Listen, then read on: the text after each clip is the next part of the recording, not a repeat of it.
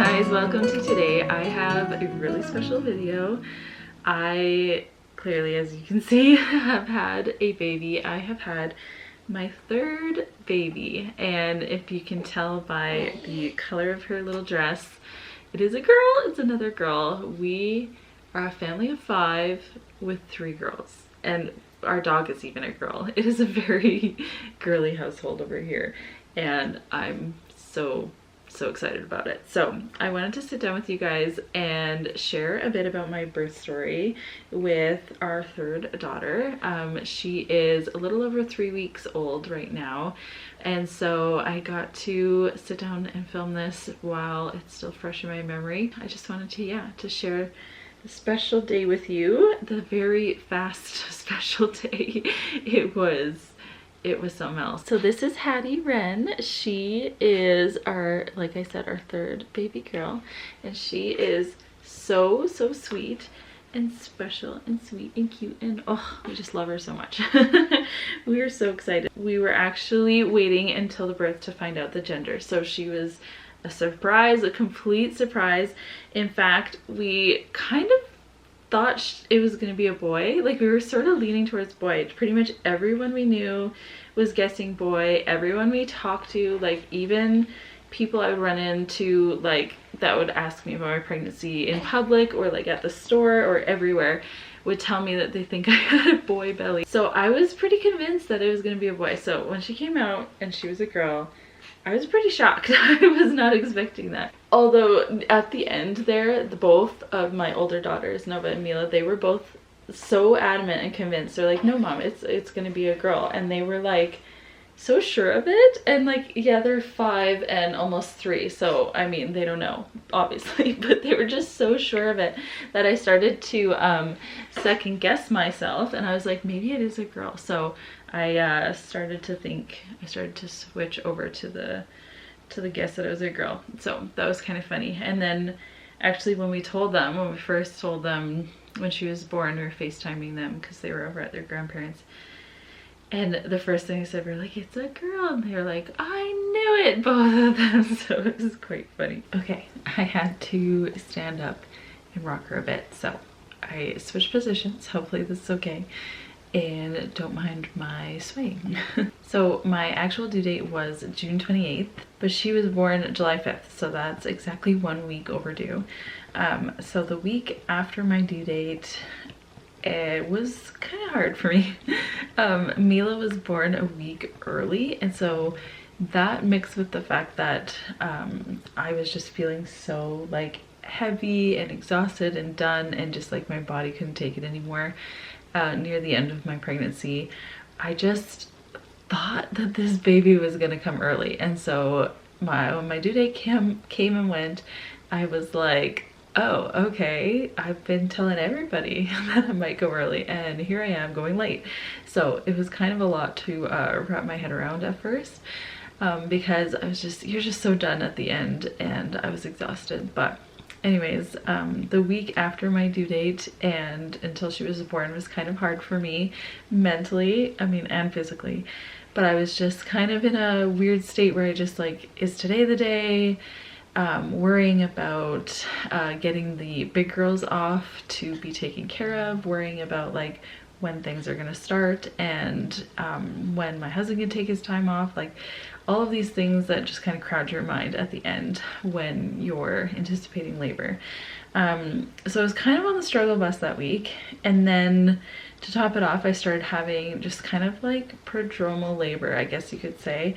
So it was like my early labor that just would, like, I would get contractions and they would start to seem to have some kind of pattern to them, or just when they would start to seem to get more intense, they would fizzle out, and so nothing would come of them. And that would just keep happening in little spurts all throughout about like a 30-hour period. And so I was getting really discouraged. I was tired because of like dealing with that all through the night and not getting good enough sleep. So we ended up sending the big girls off to their sleepover with their grandparents, because I thought, okay, if I know that they are taken care of, maybe that's what my body needs to just like start going into labor. And so what happened is they were gone for a night and it didn't pick up. And so then I started to get in my head like, now I'm feeling bad that they're gone and it was for nothing. And so it was just a bit of a mind game, I think, for me during those like 30 hours of I guess you'd call it prodromal labor. And so none of the contractions got like intense enough that I was gonna, you know, be like, yeah, this is it. But they would just, like I said, they would just start to seem like something and then they would fizzle out. But I knew they were more than Braxton Hicks, so at least I kept telling myself, well, these contractions are doing something. I just can't see it yet because they're not picking up, but I'm sure they're working something in my body at least. And this is the beginning. It's just how long until the end, I don't know. So anyways, what ended up happening is after about, it was 2 full nights and 1 full day of this kind of like prodromal labor.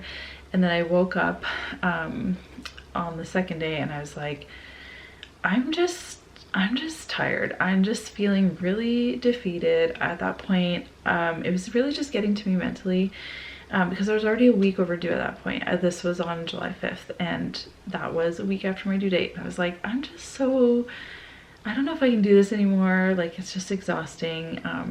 You know, having contractions all throughout the night is hard. So I ended up calling my midwife that morning and talked to her about, you know, like, what can I do?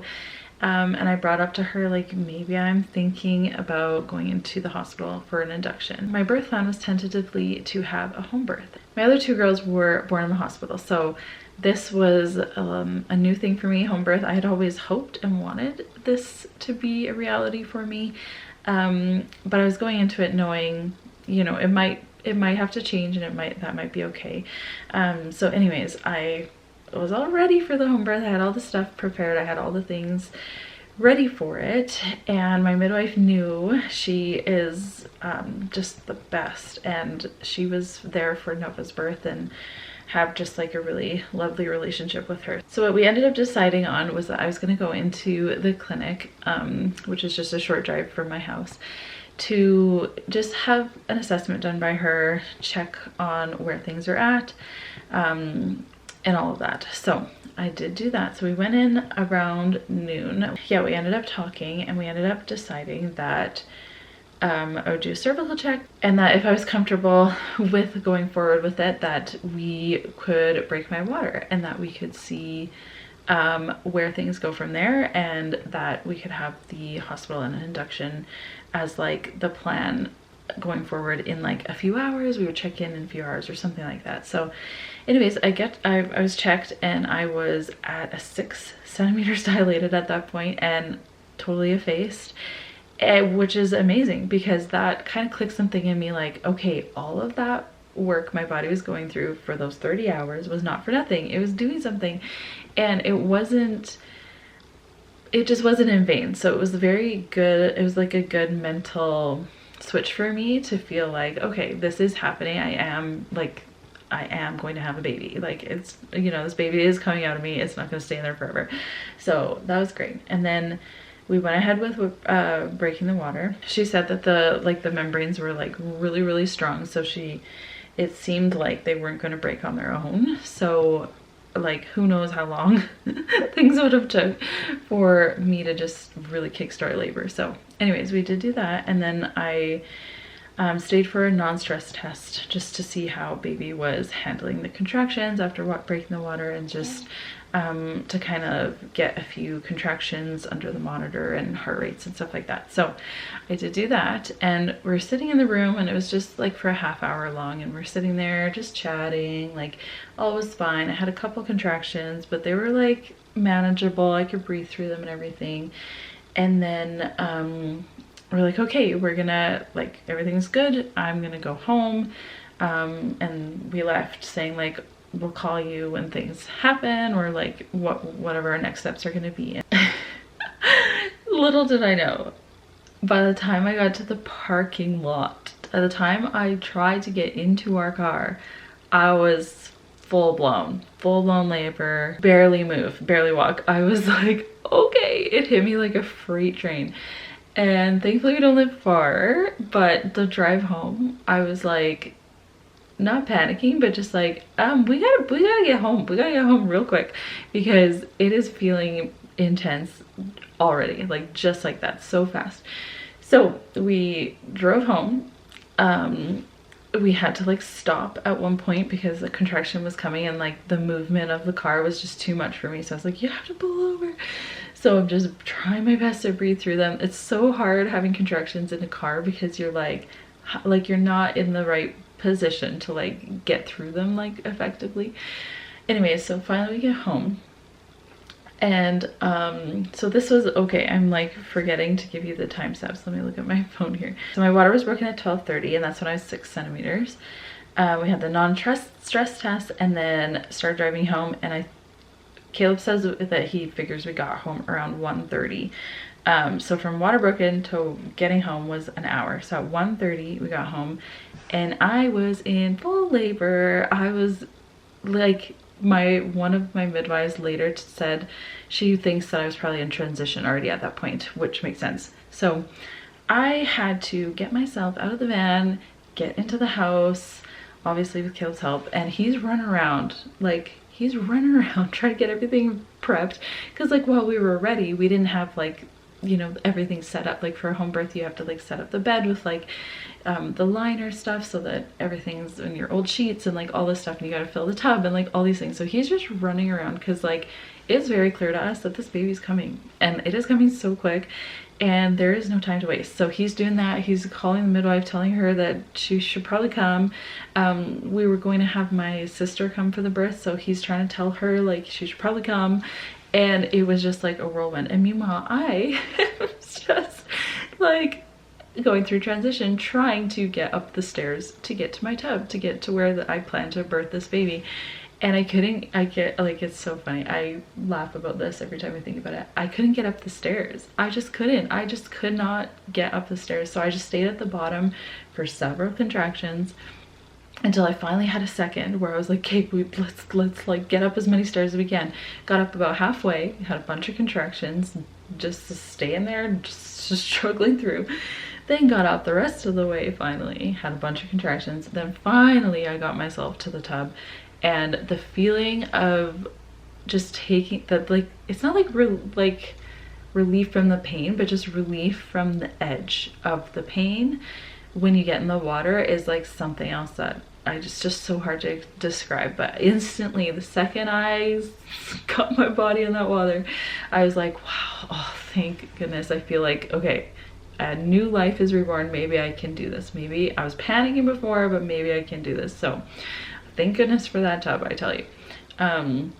So anyways, I get into the water, and I get Caleb to get me my comb. So I had a comb in each hand, and I am in the zone. Like, you cannot talk to me, you cannot get an answer out of me. I was like, that's how we knew it was already go time, because yeah, Caleb kept trying to ask me questions like, do you want this set up like this, or do you want this? And I'm like, I can't talk.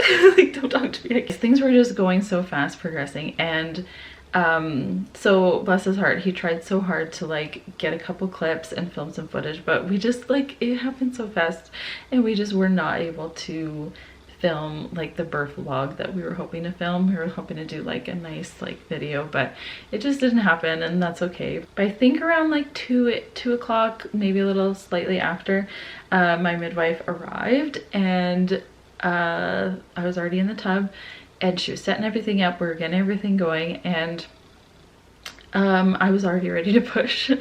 And so I could feel that urge, like, just like it was just like my mind was telling me like it's time to push. It was such an interesting feeling because I haven't had that experience before, because I had hospital births and epidural births with my other 2 girls. So this was all like in some ways a new experience for me, even though it was my 3rd delivery, which added like a certain sweetness to it, because not only was it surprise gender, but it's also like a new experience, and I got to have the home birth that I was really excited for. And so anyways, I started pushing, and then the second midwife came. Caleb's there with me, like helping me through, and I just had, yeah, I was going through it. Like, it was, I will not sugarcoat it, it was definitely difficult, but it was happening so quickly that it almost was like the best case scenario for me specifically, because I didn't have time to doubt myself. I didn't have time to think anything else other than this is happening and I got to do it. So it ended up working out great for me in that sense, because I had some like doubts or like feelings of reservations or fear about going unmedicated. So I feel like this birth honestly was like the perfect concoction for what I needed. So anyways, so I'm getting ahead of myself. I don't even know how long I pushed for it. I have no idea. Like, I was not really in my mind at this point. Like, I was just doing what I had to do. And I'm in the tub and I'm pushing, her head comes out, and like right away I could tell my midwife knew that she was gonna be a big baby, because she like looked, she's like, okay, this one's gonna be a bit big. So, and then she helped me turn the shoulder a little bit so that it wouldn't get stuck, and then the rest of baby Hattie was born. 7-Eleven. Oh yeah, this one's bigger. She's like, doesn't matter now. It's coming out. She's coming out. That hand is shaking way too much. I got the whole thing up. Yeah.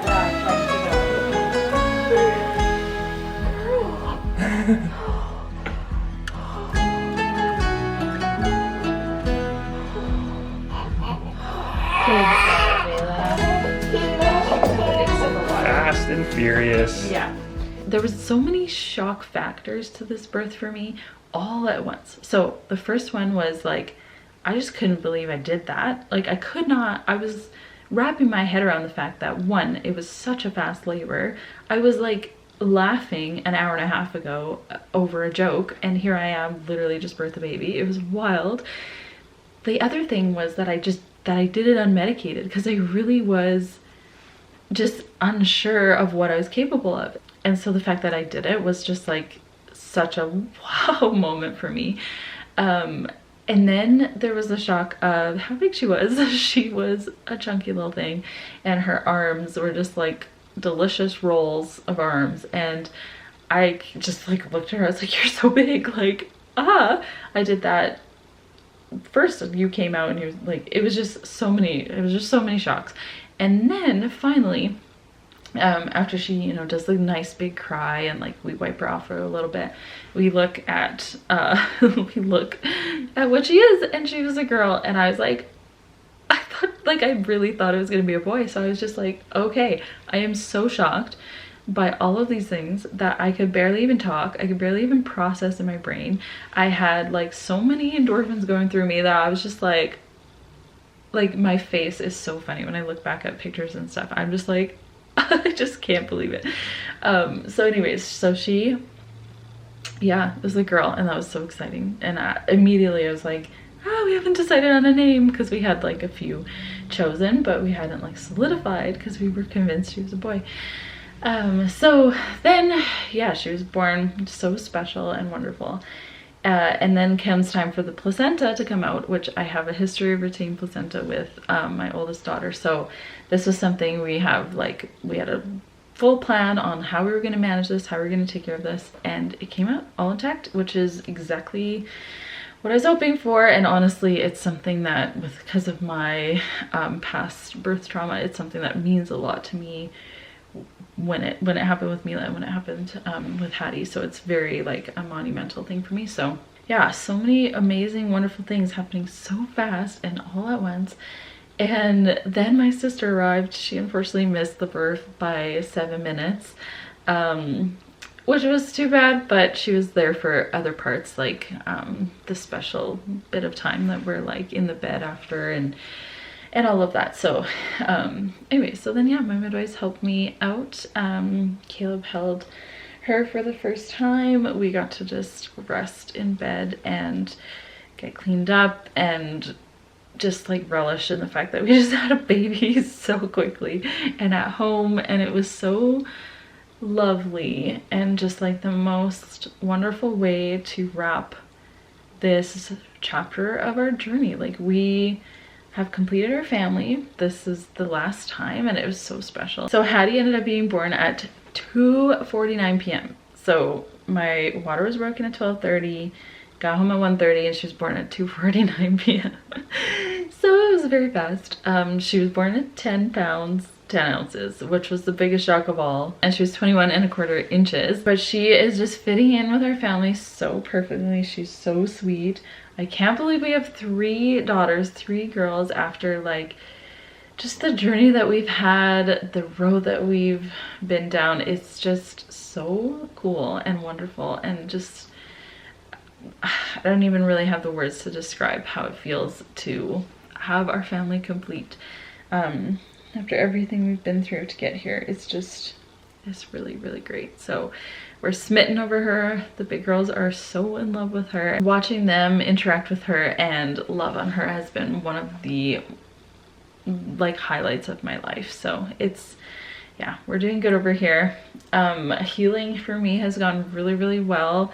I am so thankful for that. I feel like I felt more myself like sooner than any of the other deliveries, and so that was really nice because I was able to kind of just feel good and ready to get back into, you know, hanging out with the girls more. And yeah, so it's been really nice. And like I said, she's just the sweetest addition to our family, and we're so in love with her. She's literally so cute. Like, look at her cute little face. I just can't handle it. She's so cute.